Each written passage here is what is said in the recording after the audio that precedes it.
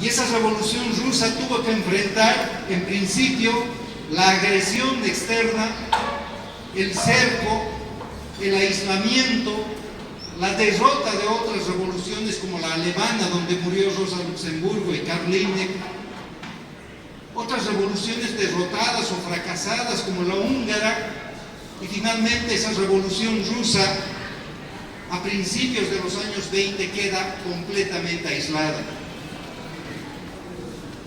Los esfuerzos por mantener internamente esa revolución, pese a que externamente los esfuerzos por generar nuevos procesos revolucionarios en Europa o en Asia habían fracasado, fueron respondidos por los líderes soviéticos bajo distintas modalidades, una de las cuales fue la nueva economía política, la NEP. Y esto va a tener consecuencias para las siguientes décadas, porque la nueva economía política planteaba que de manera transitoria el régimen soviético debía aplicar categorías capitalistas a su propia economía, que no quedaba otra alternativa precisamente por el cercamiento de la Revolución Rusa. Décadas más tarde será el Che uno de los que critique precisamente esa orientación, ya que desde el punto de vista del Che, la nueva economía política instaurada en la Rusia soviética de los años 20 dejó de ser transitoria y se convirtió en algo constante. La utilización de categorías capitalistas para construir el socialismo. Esa revolución, como sabemos, la rusa, se burocratizó y en las décadas siguientes vinieron varias derrotas, la más importante de las cuales fue la Guerra Civil Española de 1936 al 39. Las fuerzas revolucionarias, socialistas, anarquistas, comunistas, fueron derrotadas por el fascismo. Y esto fue el preludio de la Segunda Guerra Mundial, en la que el fascismo, Hitler, Mussolini, el militarismo japonés finalmente fue derrotado en 1945. Quedará para la historia el aporte del pueblo soviético con sus más de 20 millones de muertos en esa guerra, la Segunda Guerra Mundial. Justamente el pueblo soviético fue el que contribuyó más durante la Segunda Guerra Mundial a la derrota de las fuerzas fascistas. El 49 se produce la Revolución China, pero fue una revolución que no tuvo tanto impacto en Latinoamérica como sí la tuvo la Revolución de 1959 en Cuba. Esa revolución, la primera en Latinoamérica, que adoptaría un modelo socialista para su propia revolución, sí tuvo un impacto muy significativo. Y desde mi punto de vista, compañeras y compañeros, la revolución cubana salvó el ideario socialista del siglo XX. Porque los procesos revolucionarios en los manuales soviéticos eran entendidos como el resultado mecánico de las leyes de la historia. El avance incesante de las fuerzas productivas que en determinado momento chocan contra las relaciones sociales de producción capitalistas dará como resultado la revolución. ¿Y dónde queda el ser humano? Si la revolución finalmente la hacen los seres humanos. Y en la revolución cubana precisamente fue posible porque colocó en el centro de la escena de la revolución a los seres humanos, a los campesinos, a los obreros, a la juventud. Los dirigentes de la revolución cubana, Camilo Cienfuegos, Fidel Castro, Raúl Castro, Ernesto Che Guevara y muchos otros, ninguno de ellos tenía más de 40 años al momento de la revolución. Era una nueva generación de jóvenes revolucionarios que por supuesto llamó inmediatamente la atención del mundo. Puede haber un humanismo socialista, sí, la revolución cubana demostró que es posible aquello. Y con el correr de las décadas, en los años 60, la lucha de las mujeres, el nuevo feminismo revolucionario planteó también la necesidad de que la revolución no es solo una cuestión de hombres, es también de mujeres. Por lo tanto, incluso el planteamiento del Che de la construcción del hombre nuevo puede ser hoy complementado diciendo no es solo el hombre nuevo, es también la mujer nueva, por lo tanto es el ser humano nuevo, el ser humano que recupera precisamente su dimensión humana porque deja de ser un ser alienado por el capitalismo. Entonces, compañeras y compañeros, la revolución cubana abrió nuevos horizontes al pensamiento revolucionario, que, como les digo luego, fue complementado con el planteamiento de la lucha contra el patriarcado. ¿Cuál es el aporte de los procesos latinoamericanos hoy? Pero fundamentalmente el proceso político que vive Bolivia. Nosotros decimos, con humildad, con modestia, pero lo decimos. Nosotros creemos que el aporte del proceso boliviano a todo este conjunto de ideas humanistas, antipatriarcales, que en el siglo XX se fueron gestando, es que no es solamente el socialismo una lucha de seres humanos, sino que debemos recuperar una comunidad de vida entre todos los seres vivos. Que la complementariedad que debe darse no es solamente de un ser humano con otro ser humano, sino también del ser humano con la comunidad de vida de la que es parte, vale decir, con la naturaleza, con la Pachamama, con la Madre Tierra. Y este es un planteamiento que a su vez revitaliza lo que en Europa denomina el ecosocialismo, el socialismo ecológico.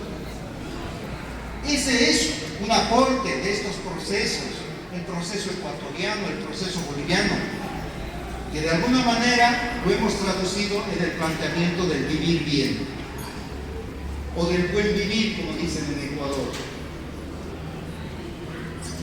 Es importante este repaso, compañeros y compañeras, porque así entendemos por qué 50 años después de la muerte del Che nos encontramos nuevamente en Valle Grande. Al parecer, la muerte del Che no fue más que el inicio de la victoria de sus ideas. Dicho esto,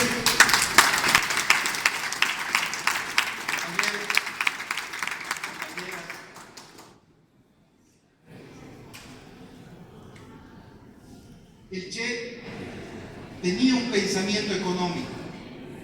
Reducir al Che únicamente a una figura que tenía un planteamiento militarista, un guerrillero, es una visión sesgada. Por supuesto que lo era un soldado de la revolución, pero el Che elaboró todo un pensamiento económico. Y es para mí, de verdad, un privilegio estar acá junto con Carlos Tablada. Carlos, tal vez tú no valoras lo suficiente el aporte a las generaciones de revolucionarios que significó esta obra, el pensamiento económico del Che, cuya primera edición fue el 87, pero llegó a Bolivia más o menos el 88, finales del 88, principios del 89. Ese año caía el muro de Berlín. Al año siguiente, el 90, se desintegraba la Unión Soviética. Pero Carlos, quiero decirte que en Bolivia, desde el 85 ya se aplicaba el neoliberalismo. Por tanto, en Bolivia nos adelantamos a los tiempos de la caída del muro. En fin, ya en Bolivia vivíamos una derrota estratégica desde el 85 y que duró 20 años. Y en medio de esa derrota, que significó, por ejemplo, que la vanguardia minera, el proletariado minero fue diezmado acá en Bolivia, por tanto la Central Obrera Boliviana, que tenía mucho poder en los años 60, 70, 80, había quedado reducida a una central sindical sin mayor capacidad de movilización y de resistencia frente al neoliberalismo. En ese contexto en el que muchos compañeros y compañeras se pasaron de bando, abandonaron el ideario socialista y comunista y se volvieron los más liberales y neoliberales, en ese momento leer este libro significó para los revolucionarios y revolucionarias en Bolivia una brisa de aire fresco. Porque este libro nos muestra el pensamiento económico del Che, cómo el Che fue crítico ya desde los años 60 a lo que eran las desviaciones en la propia Unión Soviética o en Yugoslavia o incluso en China.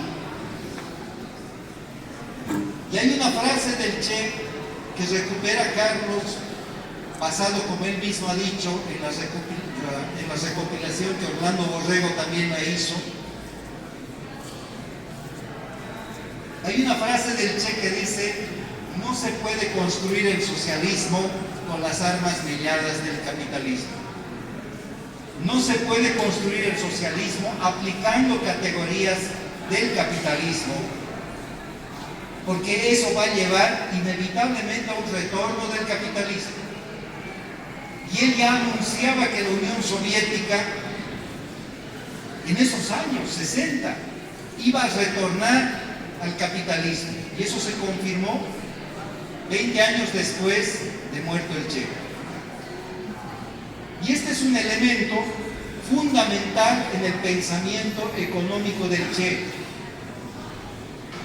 y que tiene que ver también con lo que está sucediendo en América Latina. Con la disculpa de muchos compañeros de izquierda en Latinoamérica, hay que decir que muchos de ellos han optado por empezar a denominarse progresistas, abandonando el planteamiento socialista.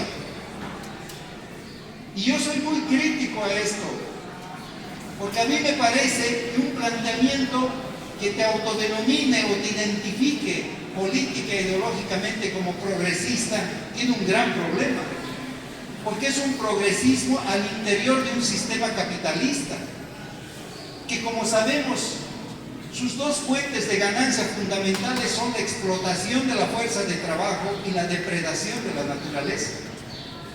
Por lo tanto, cualquier avance en derechos sociales, económicos, laborales y ambientales que logremos sin cambiar la matriz del sistema capitalista se va a revertir, se lo va a perder. Y aquí están muchos compañeros argentinos y del Brasil que seguramente ya están viendo las consecuencias de eso. Los avances en materia social que se han logrado durante el kirchnerismo o con los gobiernos populares del PT, en pocos meses, con Macri en el gobierno o con Temer en el gobierno, rápidamente están siendo anulados. Ahí está la reforma laboral en Brasil, o la ola de privatizaciones en Argentina. Entonces, compañeros, esto debe plantearnos hoy en Latinoamérica la necesidad de retomar un planteamiento socialista y de denominarnos claramente socialistas. ¿Qué es eso del progresismo? Es un progresismo, sí, que pretende caer bien a las clases medias seguramente, pero que tarde o temprano significa que esos proyectos políticos y esos proyectos económicos terminan cediendo precisamente ante el avance que hoy lo estamos viendo en Latinoamérica de lo que son las fuerzas regresivas.